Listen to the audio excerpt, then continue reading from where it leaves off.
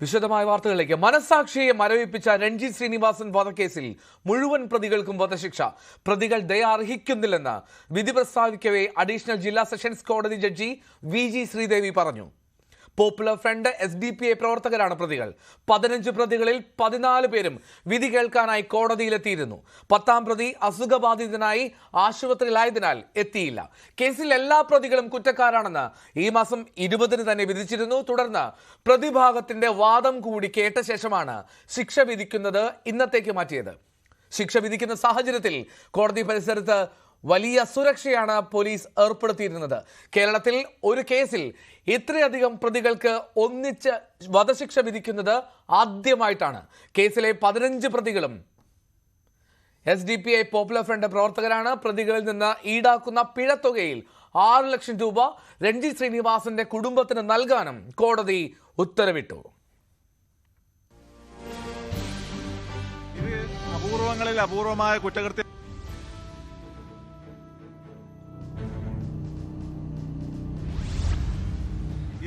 അപൂർവങ്ങളിൽ അപൂർവമായ കുറ്റകൃത്യമാണ് എന്നുള്ള പ്രോസിക്യൂഷന്റെ വാദം കോടതി സ്വീകരിച്ചുകൊണ്ട് കേസിലെ 1 മുതൽ കോടതിയിലുള്ള 1 മുതൽ 15 വരെയുള്ള പ്രതികളിൽ ഇന്നേ ദിവസം കോടതിയിൽ ഹാജരാക്കിയിട്ടുള്ള 14 പ്രതികൾക്കും മരണം വരെ തൂക്കിലേറ്റാൻ ഇന്ന് കോടതി വിധിച്ചിട്ടുണ്ട്.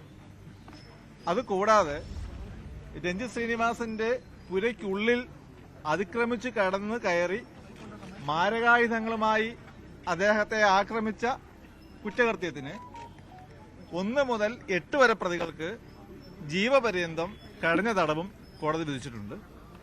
മാത്രവുമല്ല, പല കൗണ്ടുകളിലായി ഇന്ത്യൻ ശിക്ഷാ നിയമത്തിലെ അന്വേഷണ ഉദ്യോഗസ്ഥൻ കോടതിയിൽ ഹാജരാക്കിയിട്ടുള്ള കുറ്റപത്രത്തിൽ ആരോപിച്ചിട്ടുള്ള എല്ലാ വകുപ്പുകൾ പ്രകാരവും പ്രതികൾക്ക് തടവ് ശിക്ഷയും അതേപോലെ തന്നെ ഫൈൻ എമൗണ്ടുകളും വിധിച്ചിട്ടുണ്ട്. ഇപ്രകാരം ലഭിക്കുന്ന ഫൈൻ എമൗണ്ടുകളിൽ 6 ലക്ഷം രൂപ രഞ്ജിത്ത് ശ്രീനിവാസന്റെ അമ്മയ്ക്കും ഭാര്യയ്ക്കും 2 കുട്ടികൾക്കുമായി നൽകണമെന്നും കോടതി വിധിച്ചിട്ടുണ്ട്. തീർച്ചയായും പ്രോസിക്യൂഷന് അഭിമാനകരമായ ഒരു വിധിയാണ് ഇന്ന് ഉണ്ടായിട്ടുള്ളത്. ഈ കണ്ട കാലം മൊത്തം പ്രോസിക്യൂഷൻ നടത്തിയിട്ടുള്ള കേസിൽ ഈ പ്രോസിക്യൂഷൻ കൊടുത്തിട്ടുള്ള തെളിവുകളെല്ലാം കോടതി സ്വീകരിച്ചു. അതുകൂടാതെ അപൂർവങ്ങളിൽ അപൂർവമായ കേസിന്റെ പരിധിയിൽ ഉൾപ്പെടുന്നതാണ് ഈ കൊലക്കേസ് എന്നുള്ള പ്രോസിക്യൂഷന്റെ വാദവും കോടതി പൂർണ്ണമായും സ്വീകരിച്ചിട്ടുള്ളതിന്റെ അടിസ്ഥാനത്തിലാണ് മുഴുവൻ പ്രതികളെയും മരണം വരെ തൂക്കിലേറ്റാൻ കോടതി വിധിച്ചിട്ടുള്ളത്. വിധിയിൽ സംതൃപ്തിയെന്ന് രഞ്ജിത്ത് ശ്രീനിവാസന്റെ കുടുംബം പ്രതികരിച്ചു. നഷ്ടം വലുതാണെന്ന് രഞ്ജിത്ത് ശ്രീനിവാസന്റെ ഭാര്യ ലിഷ പറഞ്ഞു.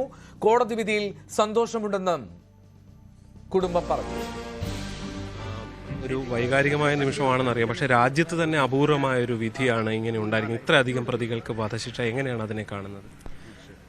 നീതിപൂർവമായ ഒരു സമീപനമാണ് കോടതിയുടെ ഭാഗത്തുനിന്നുണ്ടായത്. തെളിവുകൾ അതേപോലെ തന്നെ കോടതി സ്വീകരിച്ചു. ഇൻവെസ്റ്റിഗേഷൻ ടീം വളരെ കൃത്യമായ രീതിയിൽ യഥാർത്ഥ കൾപ്രിറ്റ്സിനെ തന്നെ കോടതിയുടെ മുന്നിൽ എത്തിച്ചു. അത് നല്ല രീതിയിൽ തന്നെ പ്രോസിക്യൂട്ടർ പ്രസന്റ് ചെയ്തു. ഈ നഷ്ടത്തിനിടയിലും ഞങ്ങൾക്ക് ചെറിയൊരു ആശ്വാസമുണ്ട് വിധി. ഇങ്ങനെ വധശിക്ഷ എന്നുള്ളത് സാധാരണ ഇത്തരം കേസുകളിൽ നമ്മൾ ആഗ്രഹിക്കുന്നതാണ്, പക്ഷെ പലപ്പോഴും അങ്ങനെ ഒരു വിധിയിലേക്ക് ചിലപ്പോൾ അന്തിമഘട്ടത്തിൽ എത്താറില്ല. അതുകൊണ്ട് തന്നെ ഈ ഒരു വിധിയിലേക്ക് വന്നപ്പോൾ എന്താണ് ആ സമയത്ത് വിധി കേട്ടപ്പോൾ ഉണ്ടായൊരു ഫീല്? സത്യത്തിൽ ഞാനിത് പ്രതീക്ഷിച്ചത്, ഞങ്ങൾ എല്ലാവരും ഇത് തന്നെയാണ് പ്രതീക്ഷിച്ചത്. ആഗ്രഹത്തേക്കാൾ എപ്പോഴും പ്രതീക്ഷിച്ചു. കാരണം അപൂർവമായ കേസ് തന്നെയായിരുന്നു ഇത്. സാധാരണ ഒരു കൊലപാതകം അല്ലെങ്കിൽ രാഷ്ട്രീയ കൊലപാതകം എന്ന നിലയിൽ ഇതിനെ കാണാൻ കഴിയില്ല. അത് ആ സമയത്ത് കണ്ട ഞങ്ങൾക്ക് മാത്രമേ അതിനെക്കുറിച്ച് അതിൻ്റെ ആ ഒരു എന്താ പറയേണ്ടത് ഭീകരത മനസ്സിലാക്കാൻ പറ്റുള്ളൂ. അതുകൊണ്ട് അപൂർവങ്ങൾ തന്നെയാണ്. അത് കോടതി കണ്ടു. ഈ കേസിലേക്ക് വരുന്ന സമയത്ത് പെട്ടെന്നുണ്ടായ ഒരു പ്രകോപനം എന്നുള്ളത്, സാധാരണ ഇങ്ങനെ ഒരു അറ്റാക്ക് ഉണ്ടാകുമ്പോൾ നിങ്ങളാകെ ആ സമയം തന്നെ പകച്ചുപോയി അല്ലേ? പകച്ചുപോയി എന്ന് പറഞ്ഞാൽ നമ്മൾ പ്രതീക്ഷിച്ചില്ലല്ലോ. കാരണം യാതൊരുവിധ ഒരു ഉറുമ്പിന് പോലും ദ്രോഹം ഉണ്ടാക്കാത്ത രീതിയിലുള്ളൊരു മനുഷ്യനായിരുന്നു. ആ മനുഷ്യൻ ഇത്ര ഒരു ആക്രമണം വീടിൻ്റെ അകത്ത് കയറി ചെയ്യുക എന്ന് പറഞ്ഞു കഴിഞ്ഞാൽ എന്താണെന്നൊരു സെക്കൻഡ് നമ്മൾ പകച്ചു എന്നല്ല പറയേണ്ടത്, വല്ലാത്തൊരു ഭീകരത സൃഷ്ടിച്ചു അവര്. ഷോക്ക് ലൈഫ് ലോങ് ഉണ്ടാവും, അത് മാറില്ല.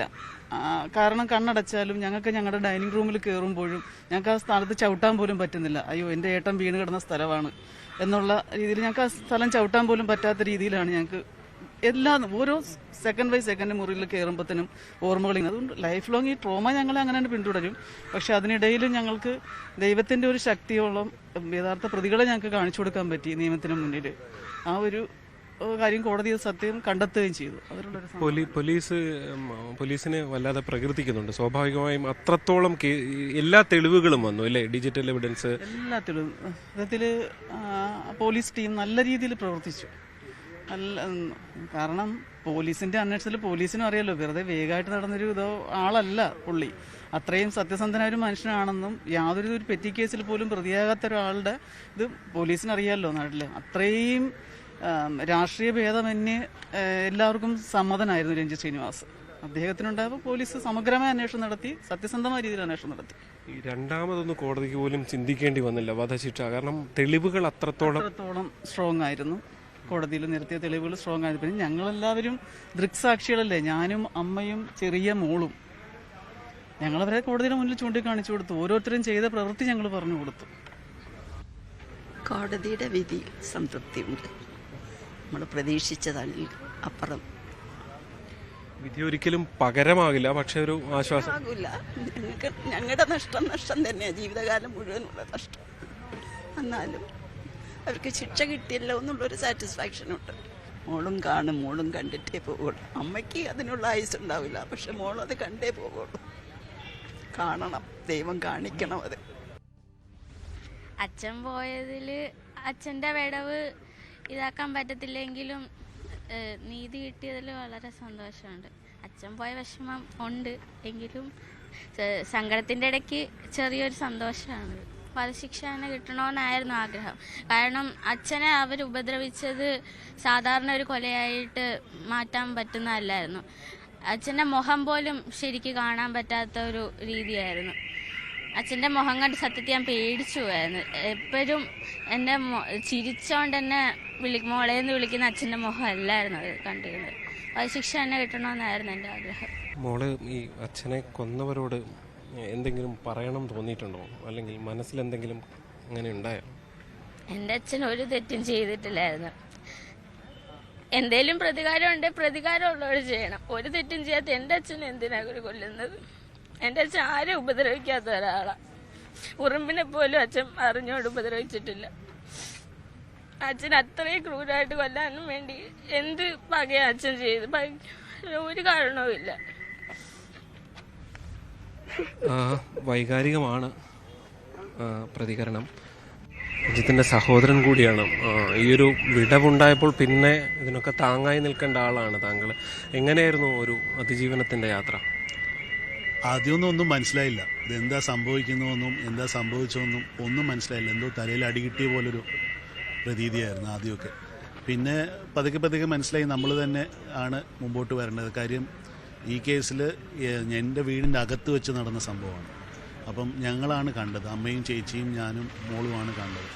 അപ്പം ഞങ്ങൾ പിന്നോട്ടായി പോയി കഴിഞ്ഞാൽ പിന്നെ ഇത് അങ്ങനെ ഈ കേസ് ഒന്നുമില്ലാതായിപ്പോവും. അതുകൊണ്ട് നമുക്ക് ചേട്ടനെ നഷ്ടപ്പെട്ടത് എങ്ങനെയെങ്കിലും ഇതിന് കാര്യം ഞങ്ങളെക്കാൾ കൂടുതൽ ഈ സമൂഹത്തിന് വേണ്ടി ഓടി നടക്കുന്ന ഒരു മനുഷ്യനായിരുന്നു. ഞങ്ങൾക്ക് ശരിക്കും പറഞ്ഞാൽ ആളെ വീട്ടിൽ കിട്ടാറില്ല, ഞങ്ങൾക്കൊന്നും കാണാൻ പോലും കിട്ടാറില്ല. അങ്ങനത്തെ ഒരു മനുഷ്യനാണ്. ഒരു തിരിച്ചൊന്നും പ്രതീക്ഷിക്കാതെ സമൂഹത്തിൽ ഫുൾ ടൈം ഓടി നടന്ന കാര്യങ്ങൾ ചെയ്തു തന്ന ഒരാളാണ്. അങ്ങനെ ഒരാൾക്ക് ഇങ്ങനൊരു വിധി വന്നപ്പോൾ, അതും അഡ്വക്കേറ്റ് ആയിട്ടൊരാൾ, ഇങ്ങനെയൊരു വിധി വന്നതിൽ ഞങ്ങൾക്ക് ഭയങ്കര ബുദ്ധിമുട്ടായിരുന്നു. പിന്നെ ഞങ്ങൾ സ്ലോലി നമുക്ക് മനസ്സിലാക്കി, കാര്യം ഞങ്ങൾ പിറകിലോട്ട് പോയി കഴിഞ്ഞാൽ ഈ കേസ് എവിടെ എത്തിയിട്ടില്ലാന്ന്. അതുകൊണ്ട് ഞങ്ങളെല്ലാവരും ആ മനസ്സിലാക്കി തന്നെയാണ് അത് മുമ്പോട്ട് പോയത്. ഓരോരോ സ്റ്റെപ്പും.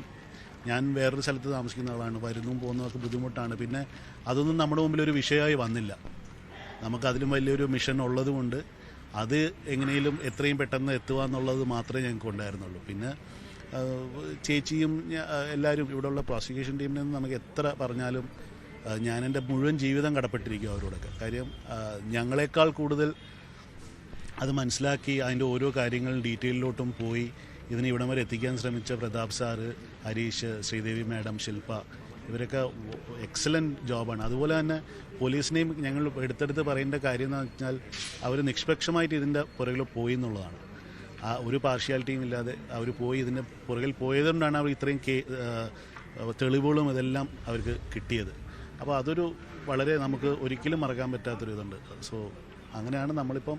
പിന്നെ ഈ വിടവെന്ന് പറയുന്നത് ഞങ്ങൾക്ക് ഇപ്പോഴും പിന്നെ ഓരോ മിനിറ്റിലും നമുക്ക് ഇപ്പോഴും എൻ്റെ ഫീലിംഗ് എന്താണെന്ന് വെച്ച് കഴിഞ്ഞാൽ പുള്ളിക്കാരൻ സ്ഥിരം വീട്ടിലുണ്ടാകാറില്ല. അപ്പോൾ ഇപ്പോഴും ഏതോ മീറ്റിങ്ങിന് പോയി വൈകുന്നേരം തിരിച്ചു വരും എന്നുള്ളൊരു പ്രതീക്ഷയിലാണ് ഞങ്ങളൊക്കെ ഇരിക്കുന്നത്. അതുകൊണ്ട് പുള്ളി ഇല്ല എന്നുള്ളൊരു തോന്നൽ എനിക്കിപ്പോഴും വന്നിട്ടില്ല.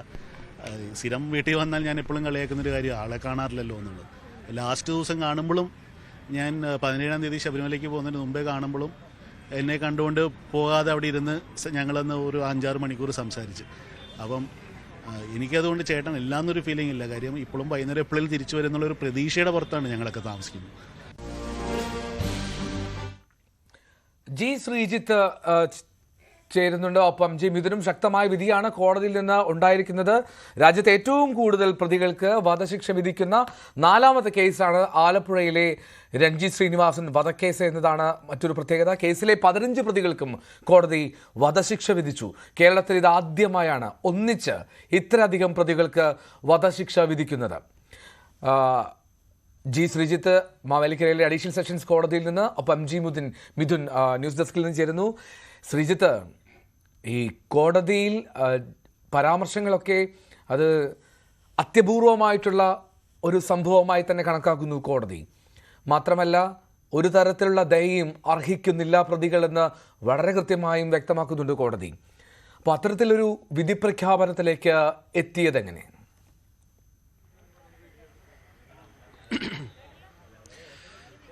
ഷാൻ വധക്കേസിന്റെ പ്രതികാരം എന്ന നിലയിലാണ് ആദ്യഘട്ടത്തിൽ ഇതുമായി ബന്ധപ്പെട്ട വാർത്തകൾ വന്നിരുന്നത്. പക്ഷെ പ്രോസിക്യൂഷൻ ഈ കോടതിയിൽ അവതരിപ്പിച്ചത് ഇതങ്ങനെയല്ല.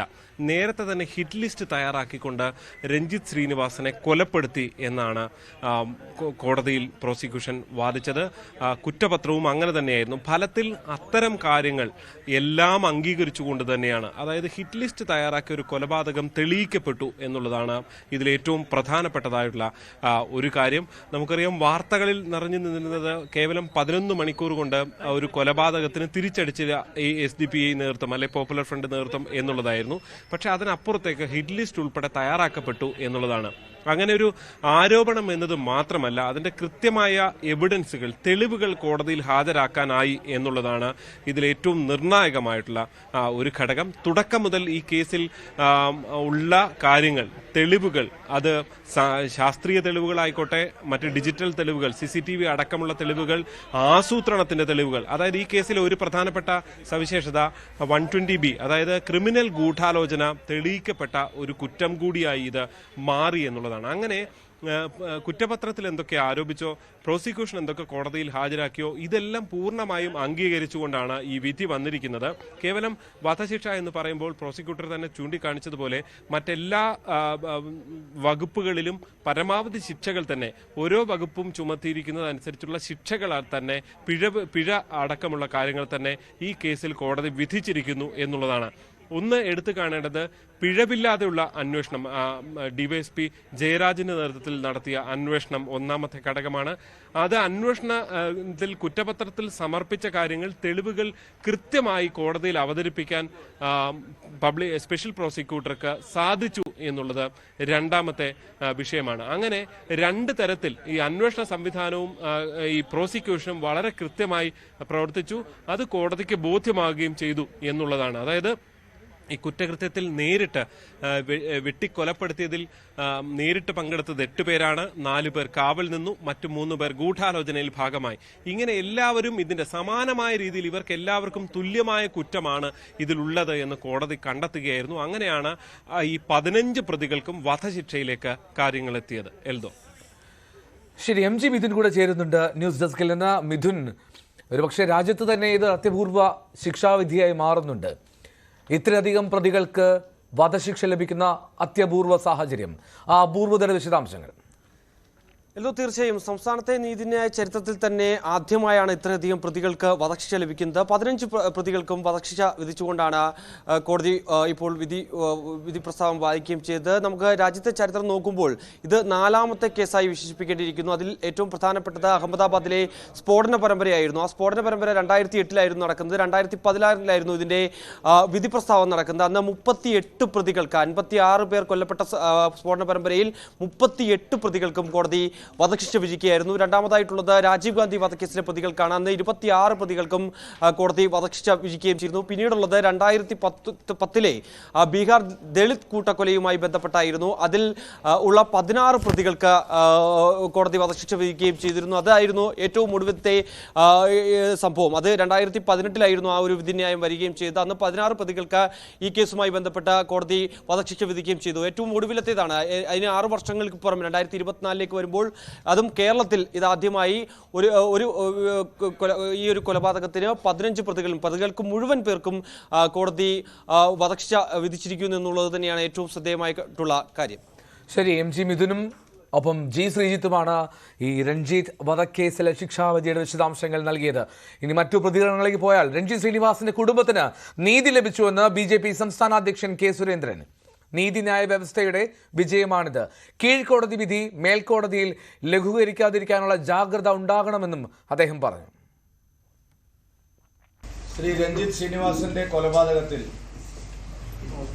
15 പ്രതികൾക്കും വധശിക്ഷ ലഭിച്ചു എന്നുള്ളത് നമ്മുടെ നീതിന്യായ വ്യവസ്ഥിതിയുടെ വിജയമായി കണക്കാക്കാൻ കഴിയുന്ന ഒരു സംഭവമാണ്. ഈ വിധി സമാധാനകാംക്ഷികളായിട്ടുള്ള എല്ലാവർക്കും വലിയ സംതൃപ്തി നൽകുന്ന ഒരു വിധിയാണ്. ആശ്വാസകരമായിട്ടുള്ള ഒരു വിധിയാണ്. സ്വാഗതാർഹമായിട്ടുള്ള ഒരു വിധിയാണ്. രഞ്ജിത്ത് ശ്രീനിവാസന്റെ കുടുംബാംഗങ്ങൾക്കും സഹപ്രവർത്തകർക്കും കേരളത്തിലെ ജനങ്ങൾക്കും നീതി ലഭിച്ചു എന്ന് വേണം ഈ വിധിയിലൂടെ മനസ്സിലാക്കാൻ. കൂടുതൽ വാർത്തകളിലേക്ക് എത്താം ഇടവേളയ്ക്ക് ശേഷം.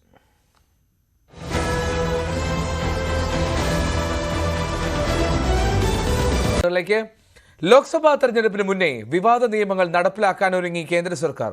പൗരത്വ ഭേദഗതി നിയമം ഒരാഴ്ചക്കകം നടപ്പാക്കുമെന്നാണ് കേന്ദ്ര തുറമുഖ സഹമന്ത്രി ശന്തനു താക്കൂർ വ്യക്തമാക്കിയത്. എന്നാൽ BJP നേതൃത്വം നിലപാട് പരസ്യമാക്കിയിട്ടില്ല.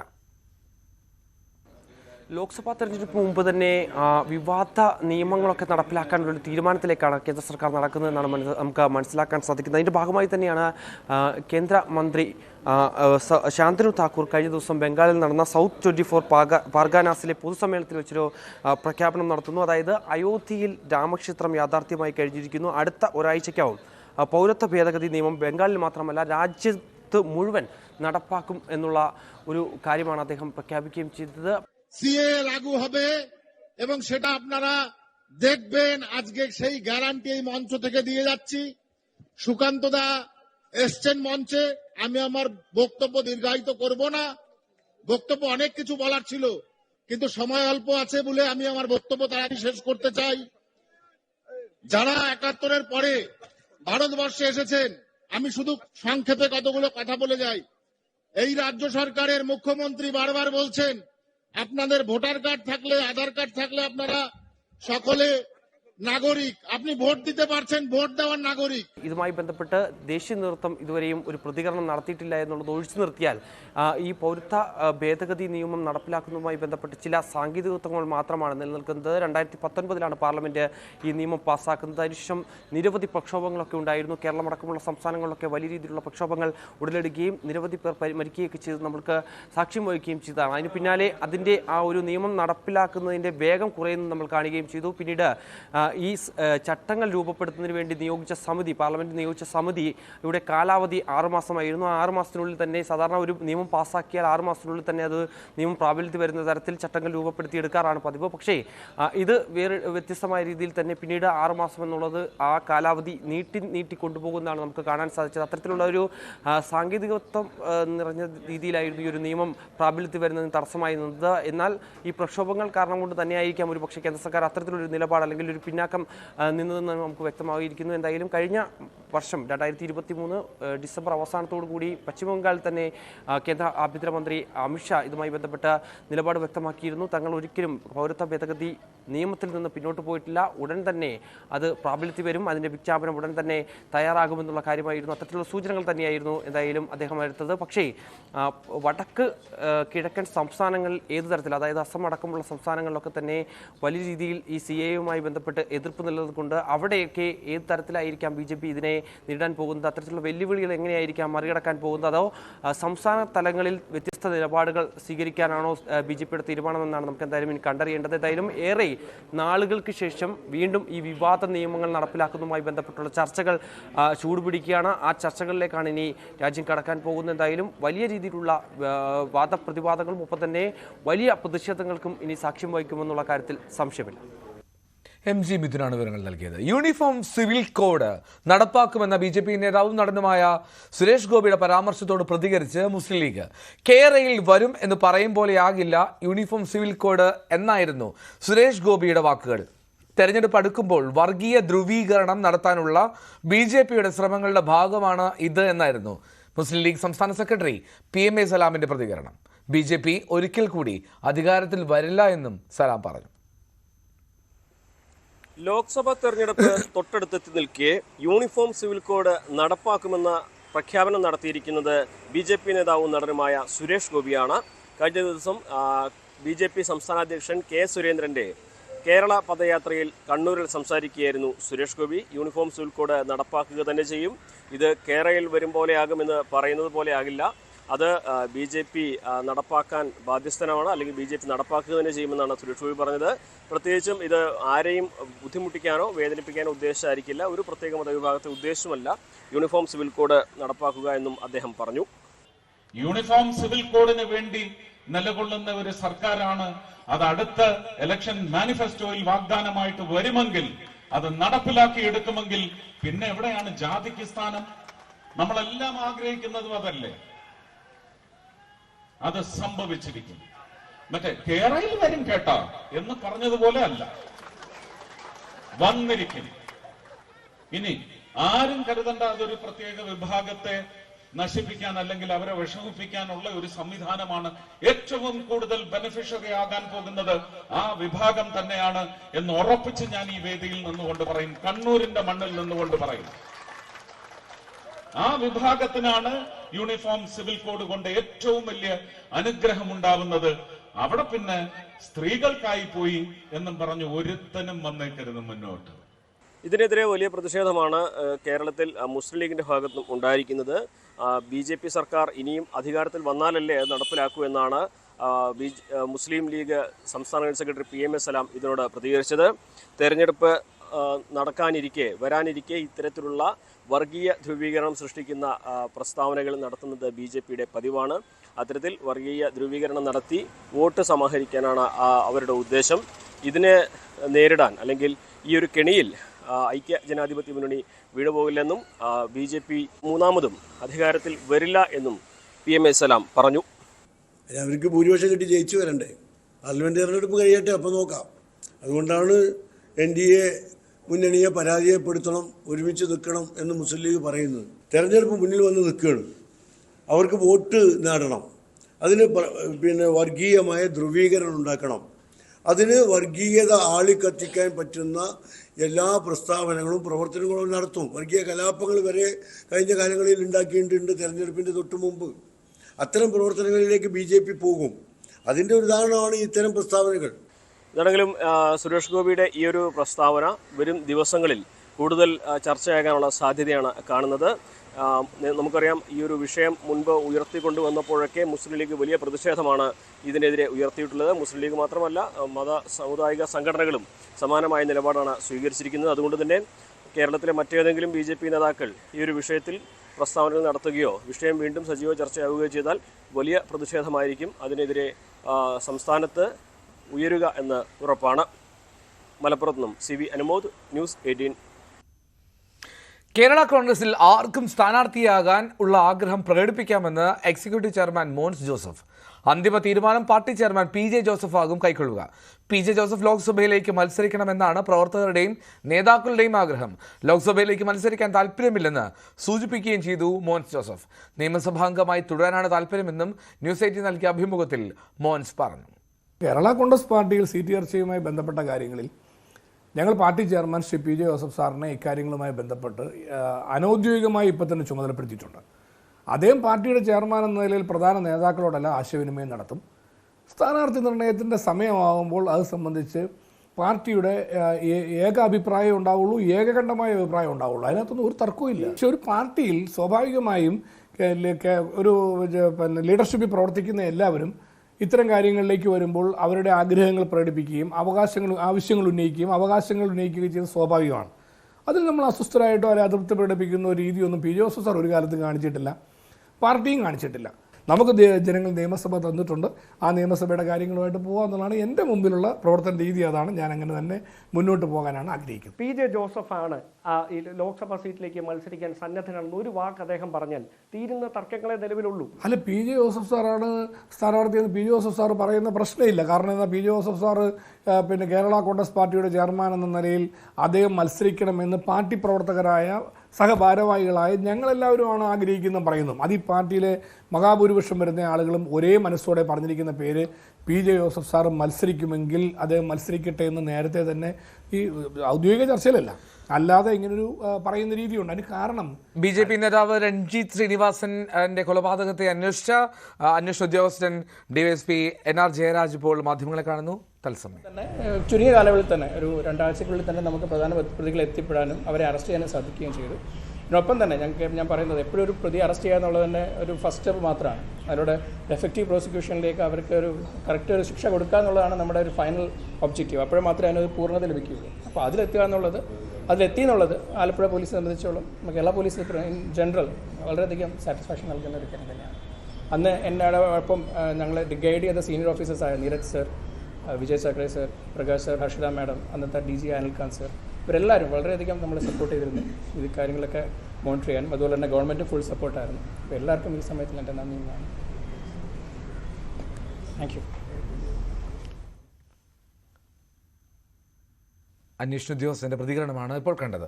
മറ്റ് വാർത്തകളിലേക്ക് പോയാൽ ലോക്സഭാ തെരഞ്ഞെടുപ്പിലെ സ്ഥാനാർത്ഥിത്വം സംബന്ധിച്ച കേരള കോൺഗ്രസിലെ എമ്മിലെ ഭിന്നത അത് ആയുധമാക്കുകയാണ് ജോസഫ് ഗ്രൂപ്പ്. സ്വന്തം പാർട്ടിയിലെ തമ്മിലടി അവസാനിപ്പിക്കാൻ ജോസ് കെ മാണി ശ്രമിക്കേണ്ടതെന്ന് ജോസഫ് ഗ്രൂപ്പ് ജില്ലാ പ്രസിഡന്റ് സജി മഞ്ഞക്കടമ്പിൽ പറഞ്ഞു. നേരത്തെ സീറ്റിനായി ജോസഫ് ഗ്രൂപ്പിൽ നേതാക്കൾ അവകാശവാദം ഉന്നയിച്ചപ്പോൾ ഇതിനെ പരിഹസിച്ച് ജോസ് കെ മാണി രംഗത്ത് വന്നിരുന്നു. ഞാൻ അവരെ അടിക്കരുത് എന്നുള്ളത് മാത്രമേ ഉള്ളൂ എൻ്റെ പ്രാർത്ഥന. ജോസഫ് ഗ്രൂപ്പിൽ നേതാക്കൾ സീറ്റിനു വേണ്ടി പരസ്യമായി അവകാശവാദം ഉന്നയിച്ചപ്പോൾ ജോസ് കെ മാണി പ്രതികരിച്ചതാണ് ഈ കേട്ടത്. തങ്ങളുടെ പാർട്ടിയിൽ യാതൊരു തർക്കങ്ങളുമില്ലെന്നും ജോസ് കെ മാണി അവകാശപ്പെട്ടിരുന്നു. ഇതിന് പിന്നാലെയാണ് തോമസ് ചാഴികാടനെ മാറ്റി കോട്ടയത്ത് ജോസ് കെ മാണി തന്നെ മത്സരിക്കണമെന്ന് കേരള കോൺഗ്രസ് എം ഉന്നതാധികാര സമിതി അംഗം PM മാത്യു ആവശ്യപ്പെട്ടത്. ചാഴികാടനെ സ്ഥാനാർത്ഥിയാക്കാനുള്ള നീക്കങ്ങൾ സജീവമായിരിക്കെയാണ് പാർട്ടിക്കുള്ളിൽ നിന്ന് വിഭിന്ന സ്വരമുയരുന്നത്. 2009-ലും 2014-ലും 2 പ്രാവശ്യം മത്സരിച്ച് ജയിച്ചയാളാണ്, പാർട്ടിയുടെ ചെയർമാനാണ്. ഇപ്പോൾ രാജ്യസഭയിൽ ഇരിക്കുന്നു. രാജ്യസഭയുടെ കാലാവധി തീരാൻ പോകുന്നു. അധികം നാളില്ല, ഇത് കഴിഞ്ഞാൽ ഉടനെ രാജ്യസഭയുടെ കാലാവധി തീരുകയാണ്.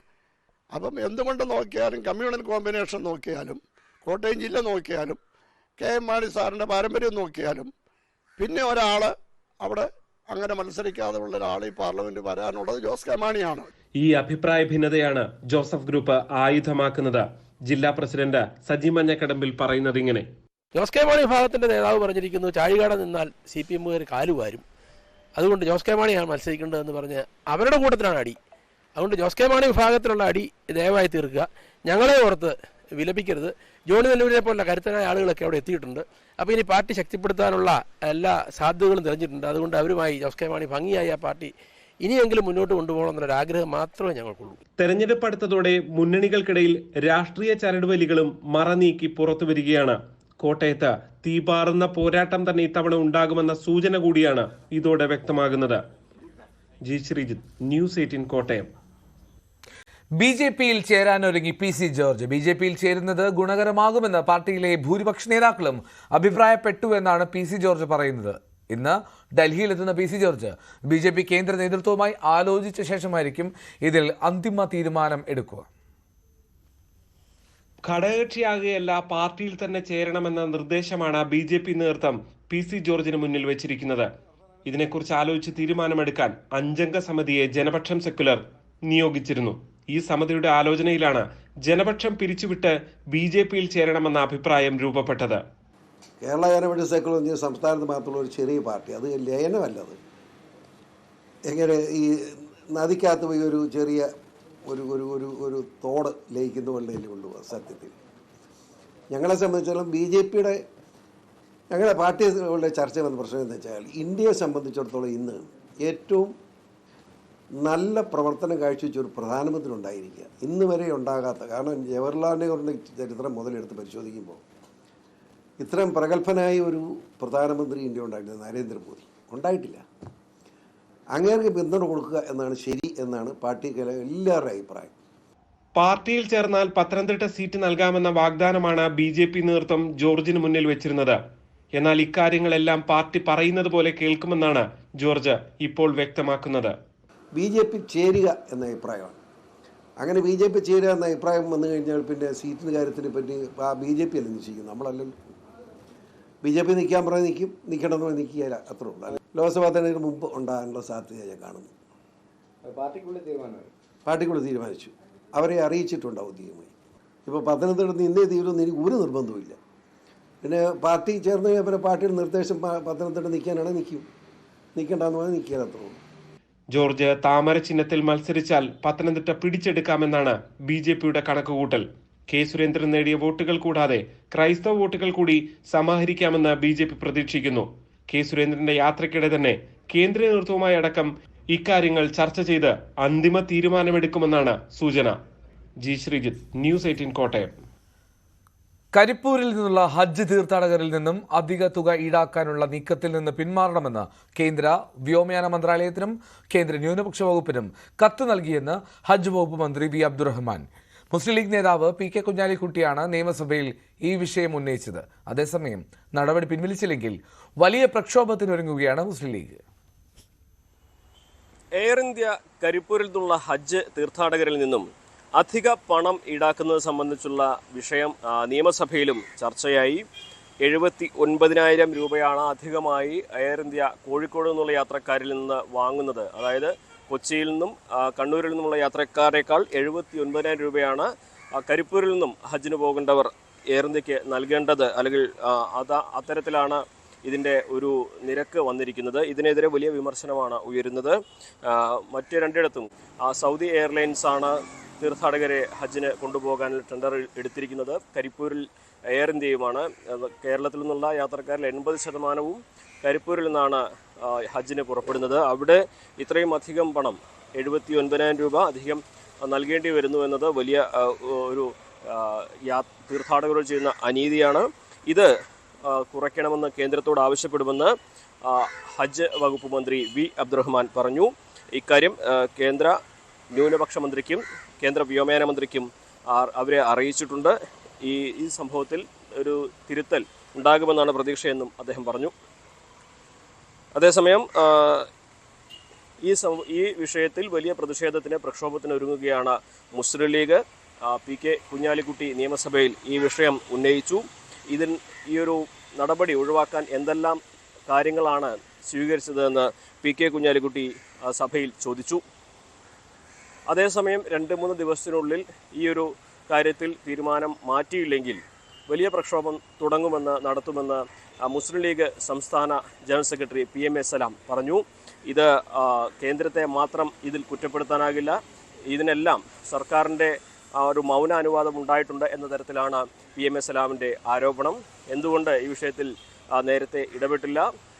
ഈ ഒരു കള്ളക്കളി, തീർത്ഥാടകരെ കൊള്ളയടിക്കുവാൻ ഒരു കള്ളക്കളി നടന്നിട്ടുണ്ട്. ഇതിൽ ഒരു തിരുത്ത് അത്യാവശ്യമാണ്. അത്തരത്തിലൊരു നടപടി ഉണ്ടായില്ലെങ്കിൽ വലിയ പ്രക്ഷോഭമായിരിക്കും വരും ദിവസങ്ങൾ ഉണ്ടാവുക എന്നാണ് PM.A. സലാം പറഞ്ഞത്. 14,000-ലധികം പേരാണ് കരിപ്പൂരിൽ നിന്നും ഹജ്ജ് തീർത്ഥാടനത്തിന് പുറപ്പെടുക. ഇത് കേരളത്തിൽ നിന്ന് പോകുന്ന തീർത്ഥാടകരുടെ 70% രീതിയിലാണ് ഈ ഒരു കണക്ക് വരിക. സ്വാഭാവികമായിട്ടും നെടുമ്പാശ്ശേരിയിൽ നിന്നും കണ്ണൂരിൽ നിന്നും പോകുന്നവരെക്കാൾ വലിയ സംഖ്യ നൽകി കൂടുതൽ ആളുകൾക്ക് കരിപ്പൂരിൽ നിന്ന് പോകേണ്ടി വരുന്നത് വലിയ ഒരു പ്രശ്നമായിട്ട് തന്നെയാണ് ഉന്നയിച്ചിരിക്കുന്നത്. ഇതിൽ ഒരു ഇടപെടൽ കേന്ദ്രത്തിൻ്റെ ഭാഗത്തു നിന്നും ഉണ്ടാകും എന്ന പ്രതീക്ഷയാണ് എല്ലാവർക്കും ഉള്ളത്. അതല്ലെങ്കിൽ വലിയ പ്രതിഷേധങ്ങൾക്കായിരിക്കും ഈ ഒരു സാഹചര്യത്തിൽ ഇനി മുസ്ലിം ലീഗും മറ്റ് മതസംഘടനകളും ഒക്കെ തയ്യാറെടുക്കുന്നത്. വലിയ പ്രതിഷേധമായിരിക്കും അവർ ഈ വിഷയത്തിൽ സംഘടിപ്പിക്കുകയും ചെയ്യുക. മലപ്പുറത്ത് നിന്നും CB അനുമോദ്, ന്യൂസ് 18.